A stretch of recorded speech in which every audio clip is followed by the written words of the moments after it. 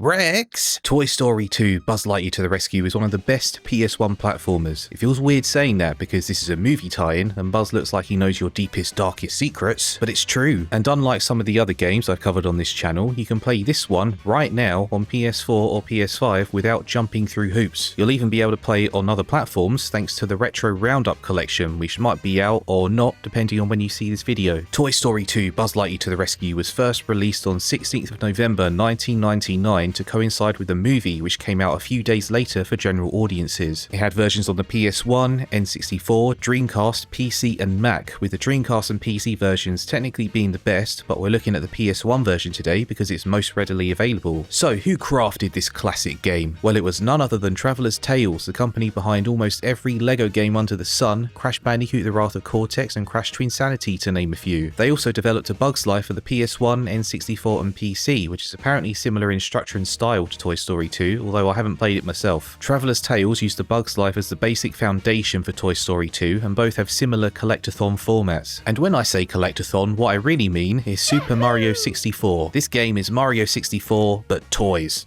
There are 10 levels in the game and 5 boss battles, and in those 10 levels you can explore a sandbox to find 5 Pizza Planet tokens. But this game does something better than Mario 64. You don't have to exit the level after getting a token. This game actually gives you a choice. You can choose to exit, or you can carry on playing and get the rest of the tokens in a single playthrough, most of the time. How cool is that? It does have a downside though, which is that the level only has one state. In Mario 64, when you choose a star to pursue, the level might be slightly different with added features or NPCs. Here, that's not a thing. What you see is what you get, but that's not inherently bad, it's just the price you pay for convenience. So what do these Pizza Planet tokens actually do? Well, they let you access new levels. There are 50 tokens in the game and you'll need 40 to reach the final boss, so it really does encourage you to collect them. If you get all 50, you'll unlock a final bonus FMV, which is nice. So yeah, in pretty much every version except for the N64, the game uses clips from the movie as introductions to levels and bonus rewards. I'd love to show you what they look like and how crunchy they sound, but I don't want to get copyright struck by Disney, so you'll just have to use your imagination. Think Toy Story 2, but at 144p.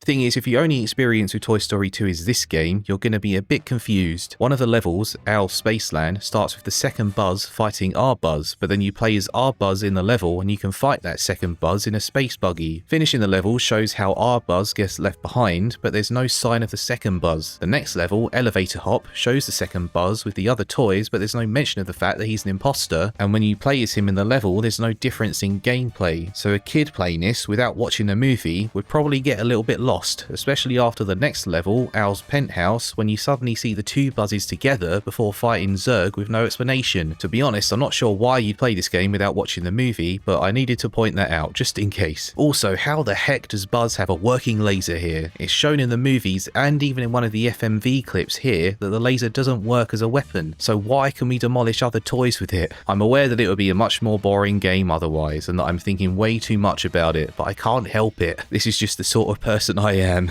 Maybe we're playing Buzz's fantasy version of Toy Story 2 or something. Maybe this is what's in his mind when he's dreaming about what happened.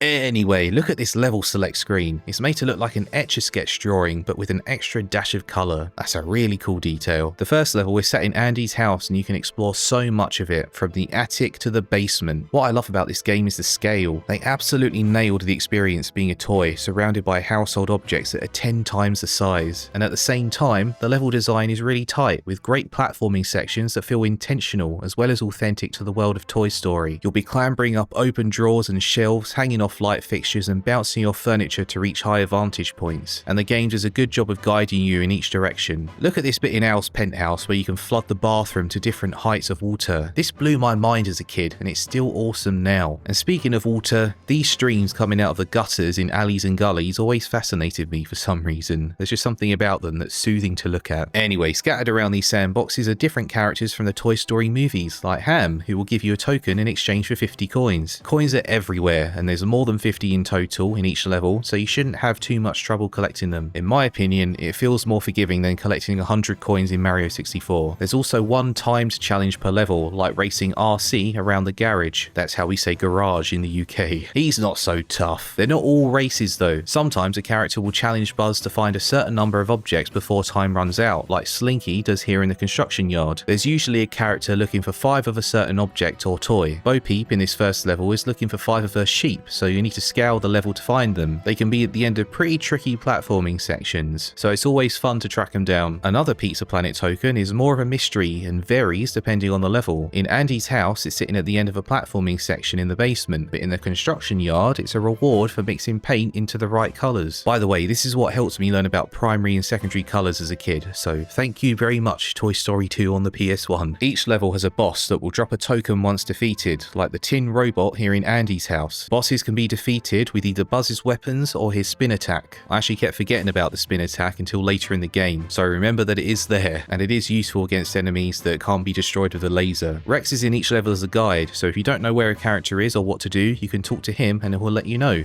So those are the 5 tokens per level, but what's Mr. Potato Head doing here? In this level, the poor guy's missing an ear, so when Buzz finds it and brings it back to him, Potato Head rewards him by giving him access to a new power-up, which in this case is a shield that lets him cross dangerous surfaces. There are 5 power-ups in the game, some of which are really cool, like these rocket boots that make Buzz zoom forwards at 100 miles an hour, the hover boots that let him ascend to higher platforms, and the grappling hook that does exactly what you'd expect. You need some of these power-ups to get a few tokens in earlier levels, so backtracking is required if you want to get 100%. You might think that the game could get repetitive if each level has similar requirements for tokens, but I found that the level design was fun enough to compensate. Each sandbox feels so different to the last. In one, you could be climbing a tree, in another you could be reaching the top of a construction site, and in another you could be ziplining across an alleyway. There's so much variety here. The last main level is a bit disappointing because it's basically just a wide open area with a lot of empty space, but it's the outlier. I will say though that climbing tall structures can be frustrating. You can unlock shortcuts when you reach a certain height, like these fans in Elevator Hop or this rope in Andy's neighborhood, but still there might be times when you'll consider using save states. I managed to restrain myself thankfully, but it was tough going at times. It doesn't help that the camera system is a bit dated, but we are playing a PS1 game here, so I'm more forgiving. It can be put in either passive or active mode. Passive is when you move the camera manually, while active puts the camera behind Buzz automatically. What I did was remap the L2 and R2 buttons, which move the camera left or right, to the right analog stick in the emulation settings, which you can do on PS5 by pressing the options button, and I set the game to passive camera mode. It made it feel more modern, but it still wasn't perfect. Okay, what the heck is this thing? This boss has been living in my head rent-free for literal decades. Where did the goo even come from, and why? Is it just bin juice? It's also hard because you need to constantly laser it until it retreats fully into the bin, and you need to do that multiple times. I ended up having to juggle spinning to bat away the projectiles while also mashing the laser button. I remember it being a bit of a barrier as a kid as well. It's just a totally insane boss fight, and it's not the only one. This game is crazy, but a good kind of crazy, I think. Definitely memorable. One more thing that frustrated me was this particular table in Alleys and Gullies. For whatever reason, it was so hard to get Buzz to grab onto the edge like every other platform in the game. Is it like this when played on an actual PS1, or is it an emulation issue? I've got no idea, but either way, it was very frustrating. Just grab onto the ledge, Buzz! On a more positive note, the game looks amazing. On PS5, the resolution has been increased, so all the textures and colours pop that much more. Sure, the models are, well, PS1 models, but still, I'd say this is one of the best looking games of that generation. And the music. Honestly, it kind of blew me away. I can't remember if it was like this on an actual PS1, but the music is fully CD quality on PS5, and it just sounds so crisp. It's also just a banger of a soundtrack, really fun and catchy.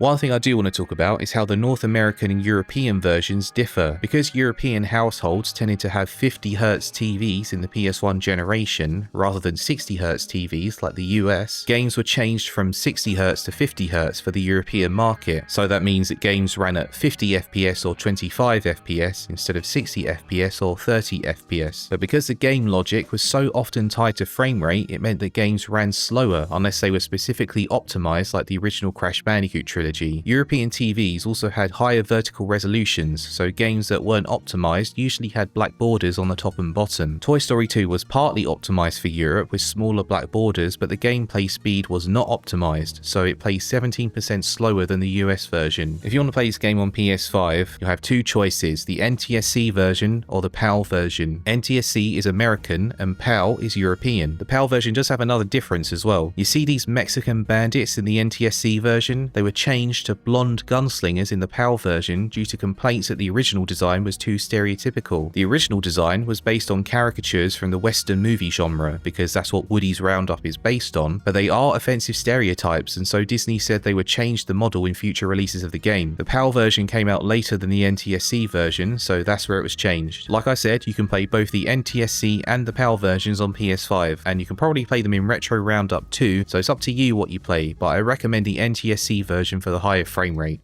Overall, Toy Story 2 Buzz Lightyear to the Rescue is an outstanding 3D platformer that takes what Super Mario 64 accomplished and makes it its own. It does have its frustrations, absolutely, but the game more than makes up for them with its fantastic level design, charming visuals and soundtrack, and the fact that it's based on the best Toy Story movie. Yeah, I said it, come at me in the comments. If you can catch me, that is. Ride like the wind, bullseye! Thank you so much for watching. If you enjoyed this video, don't forget to subscribe to the channel and smash the like button. It really does help. Have a great day or night, wherever or whenever you are, and I will see you next time.